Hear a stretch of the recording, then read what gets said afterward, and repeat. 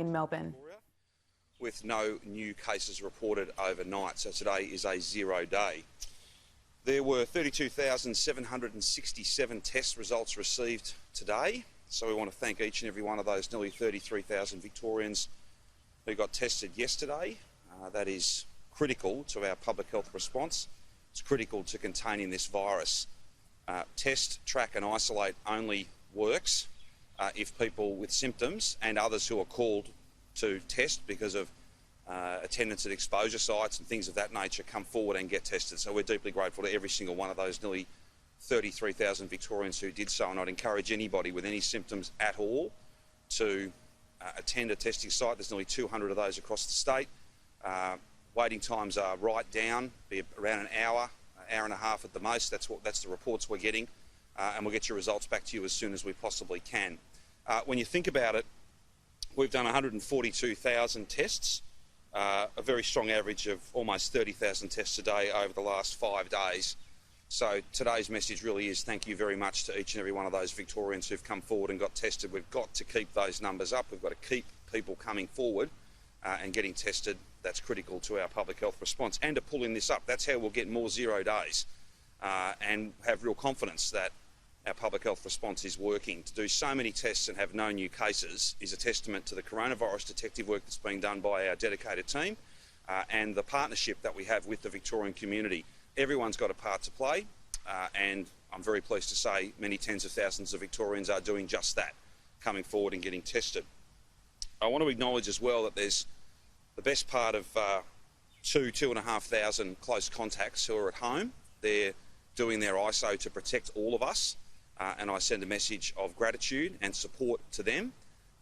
It's no small thing to spend these holiday weeks locked up at home, but it is critically important that people observe that important isolation period. That's how we keep you safe, your family safe, and indeed every family safe. So we acknowledge the amazing efforts that many thousands of Victorians are going to.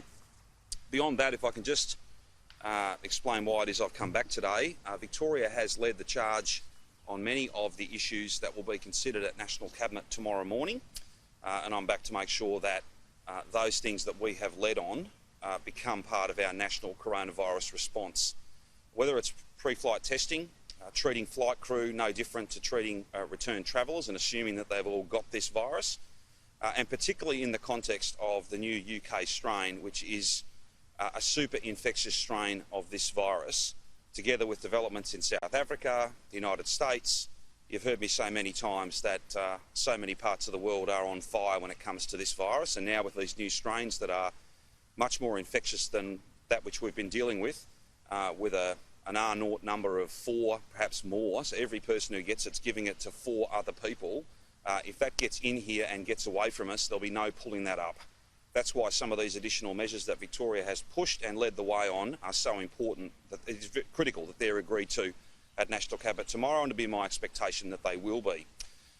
Beyond that, I want to make it very clear that we believe that the way in which hotel quarantine staff are tested daily is exactly the right thing to do, and that'll be something that I'll raise at National Cabinet tomorrow. There needs to be an absolute end-to-end, some have used that term. I'll simply say there needs to be a comprehensive strategy to try and manage this risk. You'll never make this risk free, but there has to be a strategy that deals with the multiple risk points with multiple policy solutions. There needs to be steps that are taken at every point to ensure, as best we can, that this super infectious strain of this virus does not get into the Victorian community and therefore into the Australian community. The fact that we test everybody who's associated with hotel quarantine every day means that not if, but when someone finishes up contracting the virus because of their work in hotel quarantine, the virus will have a 1-day jump on us. Not a week, not 10 days. Like, we're not talking about someone working in a bottle shop and serving thousands and thousands of customers over a 10-day period. We need to test our staff every day, or at the very least, multiple times per week. And that's what we'll put forward at National Cabinet tomorrow. Again, we'll receive a report from AHPPC.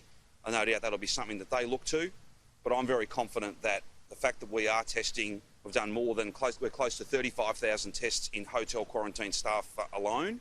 We think that is exactly the right thing to do. It's not a sense of being boastful, it's just a matter of doing what must be done, particularly in light of these very infectious strains coming out of the UK and indeed some other parts of the world.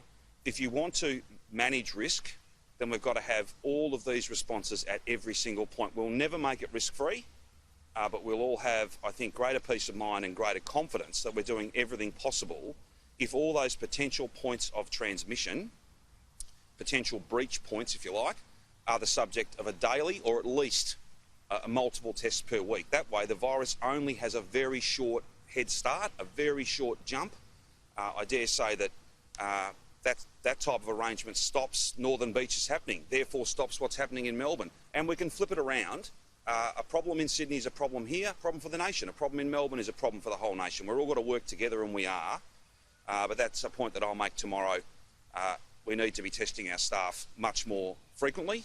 Victoria tests all those staff every single day, and we don't intend changing that. I'll give you a sense of our leadership on these issues as well, just to give Victorians confidence.